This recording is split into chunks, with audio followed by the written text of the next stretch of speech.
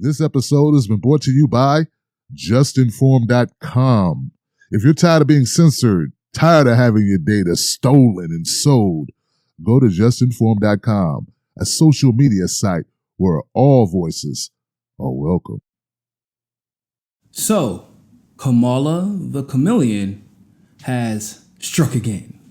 As you all know, CNN gifted Kamala Harris out of pure altruism, I'm sure. They gifted her with her own private one-on-one town hall meeting with the crowd where I'm sure the questions weren't at all pre-prepared and that her answers weren't at all pre-rehearsed.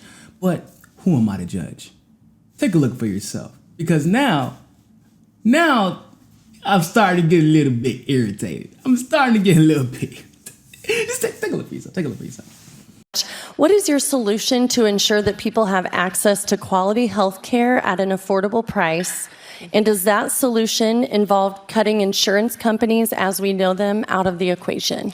I believe the solution, and I'm actually feel very strongly about this, is that we need to have Medicare for all. That's just the bottom line.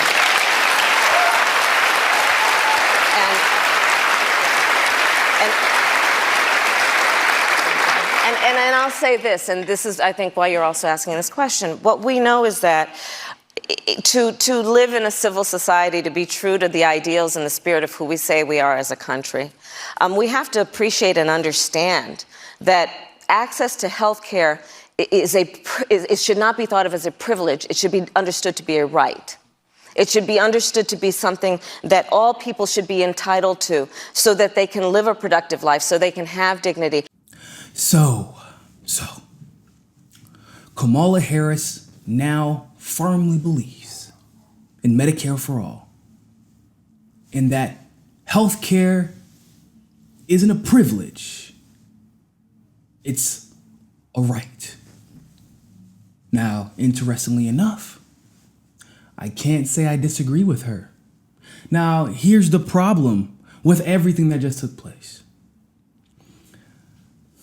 Didn't it seem like that question was prepared in a way that she could literally hit a home run by answering it in the exact same way progressives would want to hear it answered, right? Because on the question side, if you listen carefully, they use neoliberal buzzwords that we have become very aware of. So access to affordable health care, not Medicare for all. Because if you remember, they probably learned from Gillum whenever he had the majority of Florida backing him, whenever he was championing Medicare for all. And then the day after he won the election, he changed his website to say access to affordable health care. And that he believes in Bernie Sanders, who is fighting for Medicare for all, but he believes in access to affordable health care. Or he will fight for access to affordable health care. So they learned their lesson there, clearly. Also, if you all recall, Cory Booker voted against a piece of legislation that Bernie Sanders introduced to make prescriptions much cheaper in the United States. And of course, his presidential aspirations were killed immediately. It was pretty hilarious. But so they learned, they've had time to tailor their message, right? So when she said access, she said, let me tell you something. Let me tell you something. Ma'am, I believe in Medicare for all, a word that a phrase that I have probably not heard until I entered the Senate when I first said access to affordable health care, and then I saw the pushback I got on it because this is what happened. This is a true story. She got pushback on it. The first time she advocated for Medicare for just access to affordable health care and fixing Obamacare. But once again, this is Kamala the Chameleon. They train her in the expert ninja ways of pretending to be progressive. So she swiftly changed her response because Lord knows Kamala did not want to go the way of Cory Booker. So now she's for Medicare for all. Interestingly enough, she didn't mention that yesterday in her rally because, well, let's be very clear about something. The town halls are for people legitimately who may be undecided. the people who believe in her, she doesn't want to make them false promises. The people who may go to her rally, I don't believe that most of the people who are there are legitimate. I'm not going to lie to you. Whatever. I know how politics works. I know how people get bussed in. I know how the game goes. It's okay. I get it. You got to do what you got to do to make it look like you got a lot of people there. Cool. But it's hard for me to believe that you just had this immaculate change of heart. Right? You just knew exactly what to say. And then what pissed me off is when she even had the nerve to say, well, I believe that healthcare is a privilege, not a right. Where the hell have I heard that phrase before? I can't put my finger on it. I don't know.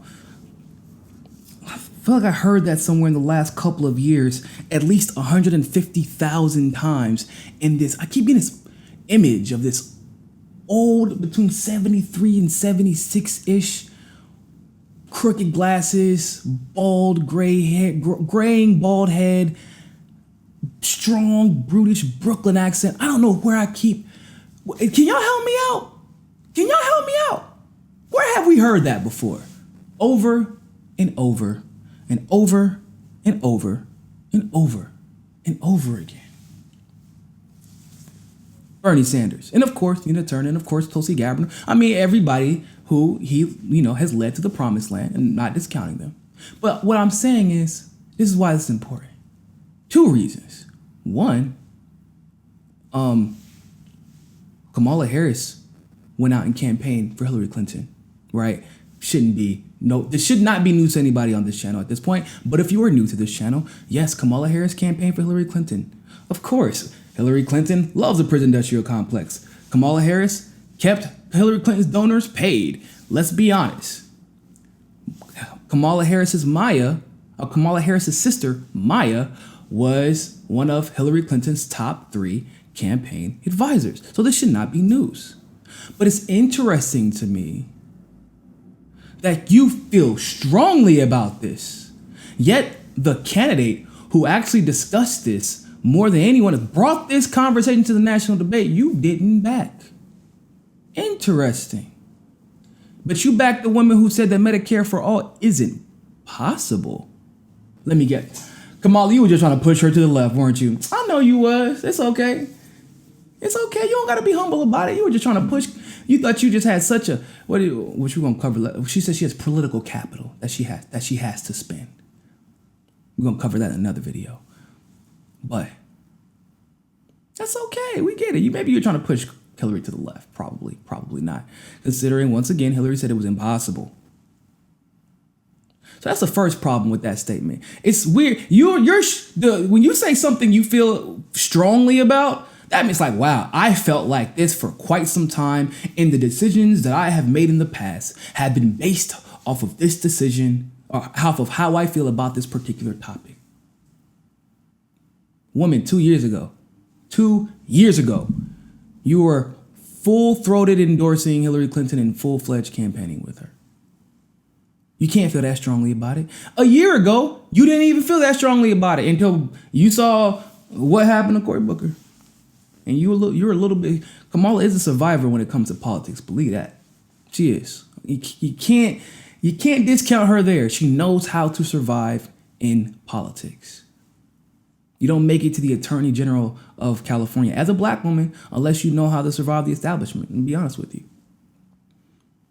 When you put poor kids' parents in jail for missing school, that lets you know. And she still got put in the AG spot. That lets you know she is intelligent in that regard.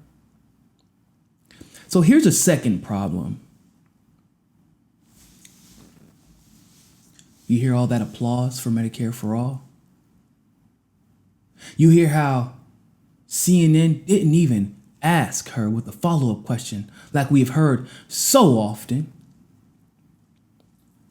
How are we going to pay for it, Kamala? They didn't say that, did they? Did you hear that? No. They let the applause finish. Oh my God, Kamala, this is such an original idea. It's almost as if CNN loves her. Because now, listen, Kamala is so progressive now, apparently, right? She's so progressive. In CNN and MSNBC, they love her and her progressivism. And that would be believable if she wasn't trying to say, when the time called for it, the exact same things as Bernie Sanders. But when Bernie Sanders says all of these things, you don't like him. And they're untenable, and they're unrealistic, and Bernie was a socialist. Remember, because they made sure that CNN, MSNBC, made sure to continue to call him socialist, even though he promptly corrected them. I am a democratic socialist. There is a difference, and there is a key difference. But whenever Bernie says these things that she is saying conveniently, he was a socialist. He was posed with questions about how he was going to pay for them. Alexandria Ocasio-Cortez, same thing. They said the same. How you going to pay for this? We have money to destroy countries, but we don't have money to give people health care, make sure they live, they just want to not die. That's it. If they get cancer, they just want a chance to survive. Can I go to the hospital and not be killed by the stacks of bills that I'm going to get when I get home? That's all they want to do. You don't want to beat cancer just to get killed by a ton of paper bills. That's it. But that's socialist when Bernie Sanders suggests it. But it's not socialist when Kamala suggested. Interesting. Interesting indeed. So, why wouldn't they push Bernie Sanders then? I mean, he was the most popular candidate in the country. This is, once again, objectively speaking, the most popular candidate in the country by far, not even close. It's just real. You can hate him or love him, but it's the facts. I deal in facts here. Most popular candidate in the country, most name recognition in their party, because they bend at his every will. Believe that. When Bernie Sanders speaks, everyone in the Democratic Party listens. Believe that. It's once again, these are facts. That's why they hate him so much. Because they want the mandate that he has, but they don't want to have to do the things that is required to keep that mandate. They want the loyalty that his fan base gives Bernie, but they don't want to do the things required to earn that loyalty.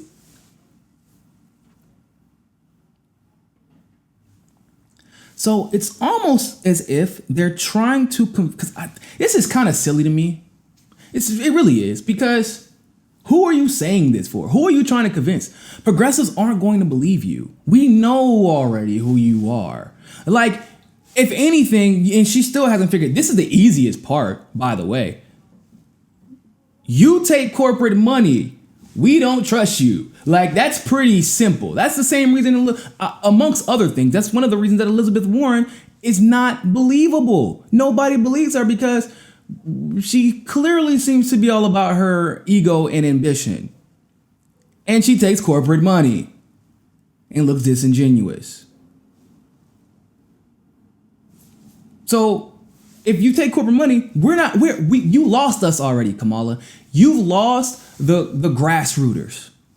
You've lost us. So who are you trying to appeal to?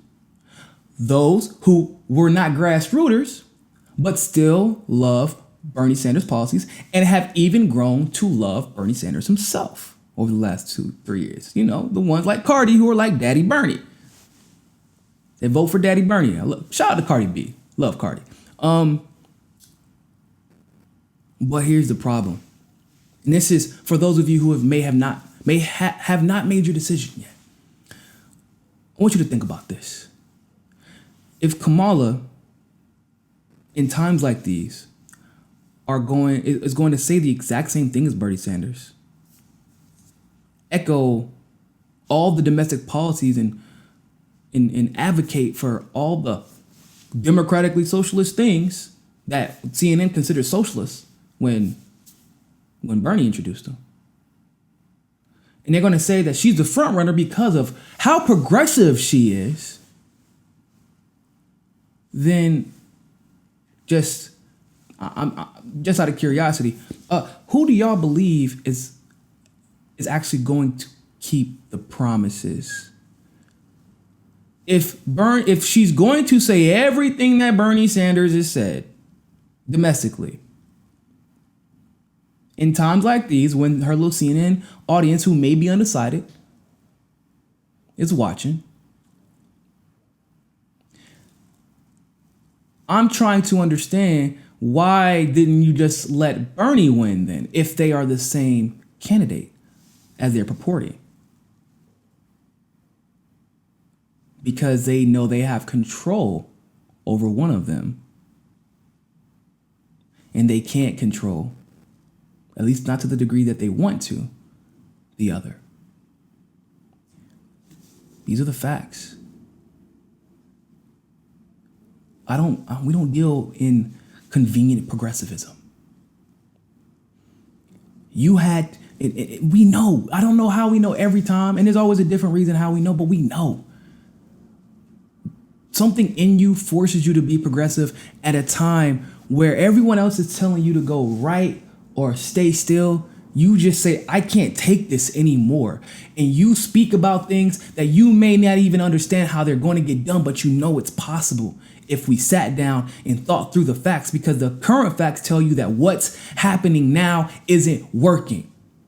We must progress. You can't decide to be a progressive right before you run for office. Democrats never even used that word. They tried to use it as slander during 2016 elections. It's in you. And you ain't got it, Kamala. And we know it. And everybody else is going to find out also. Thanks for watching that segment of Mi Casa es Su Casa. You can donate to our Patreon and keep helping the network grow by clicking on the link in the description below. And also, make sure you join us at JustNForm.com. And finally, make sure you subscribe to us on Roku and be part of the very first independent news network on Roku TV. But more than anything else, always remember, find your balance. Peace.